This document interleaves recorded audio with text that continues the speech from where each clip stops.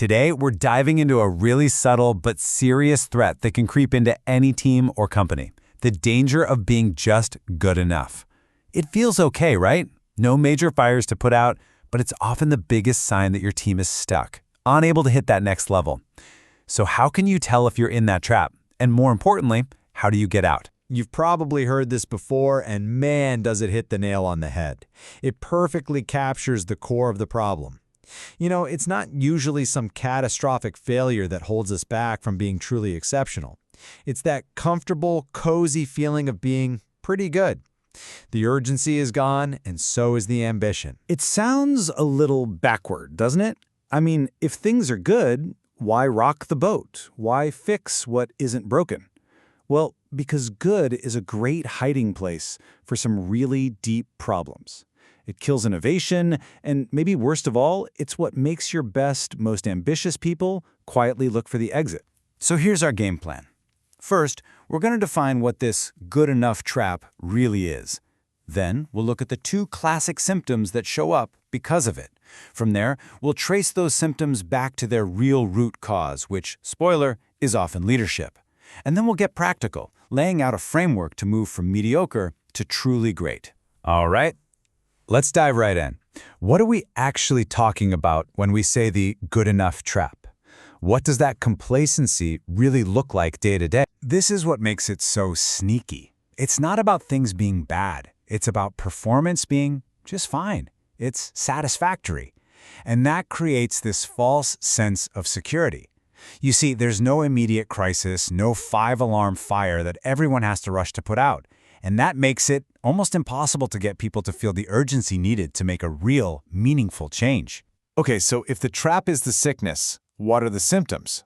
It usually shows up in two main ways that might seem totally different, but trust me, they're growing from the exact same soil. So on one hand, you get this active resistance, people digging their heels in against any new idea. And on the other hand, you get this passive acceptance of just okay work. It's a culture of mediocrity. And both of these things happen because the team has settled. Nobody feels a powerful, compelling reason to aim higher. Let's start with resistance, because this is so important to get right. This isn't just about people being stubborn or difficult for the sake of it. It's a genuine psychological and even physiological reaction. Our brains are literally wired to see change as a potential threat. So the very first step in leading through change is to expect resistance. It's normal. So what's causing that reaction? Well, it almost always boils down to these fundamental human fears. The fear of what's next, of losing the control we thought we had, the fear of looking stupid trying to learn something new. And if leadership isn't communicating clearly and building trust, all those little fears just grow and grow until they turn into full-blown resistance. People don't just flip a switch and get on board with change. They go on a very predictable emotional journey. This model, often called the change curve, shows it perfectly. You start with shock and denial. Then comes frustration, and you'll see productivity actually dip. It's only after that dip that people can start exploring the new way and eventually commit to it. A great leader knows this and helps their team navigate every single stage. Now for that second symptom, and this one is just so corrosive, a culture of mediocrity. This is what happens when the standard slips so far that average becomes the goal. Accountability goes out the window.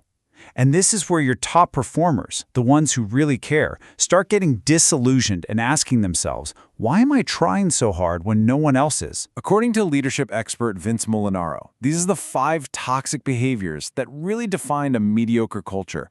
And I want you to look at this list. Do you see the pattern?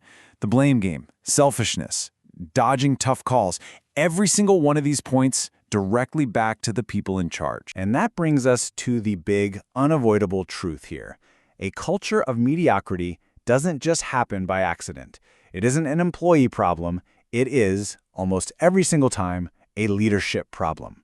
Period. And the cost of that problem is just staggering. A survey from Pep Talk found that a whopping 82% of people would think about quitting their job specifically because of a bad leader. So when you tolerate mediocre leadership, you're not just hurting morale or performance. You are actively pushing your most valuable talent right out the door. And it's so important to understand how these leaders fail. It isn't always some big dramatic meltdown. It's usually these smaller, constant, corrosive habits. No clear vision for the team, micromanaging everything because they can't let go of being a doer, and of course, letting poor work slide because they hate having tough conversations. This creates a vacuum, and mediocrity just loves to fill a vacuum. And get this, think about the sheer waste of it all.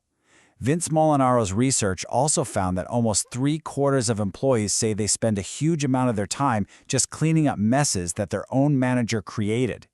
So a mediocre leader doesn't just fail to add value, they actually subtract it. They create drag, confusion, and rework for their entire team. Okay, that was the diagnosis. And I know it's a bit grim, but here's the really good news. This is fixable. So let's pivot away from the problem and get into a clear, actionable cure, a framework for any leader who wants to build a truly great team. The prescription really boils down to this simple 3-step process. It all starts with how you communicate, then it moves to how you empower your team, and it finishes by building the processes that make excellence the new normal. Let's walk through each one. First up, communicate with purpose. And look, this is so much more than just sending a weekly email update. This is about painting a vision for the future that people can actually get excited about. It's about being transparent to build real trust, and most critically, it's about leading by example. You have to walk the walk because your actions will always scream louder than your words. Step 2 is all about empowerment. I love this analogy. You have to pull your team toward greatness. You can't push them from behind. And what that means is getting them involved in the change, giving them real ownership.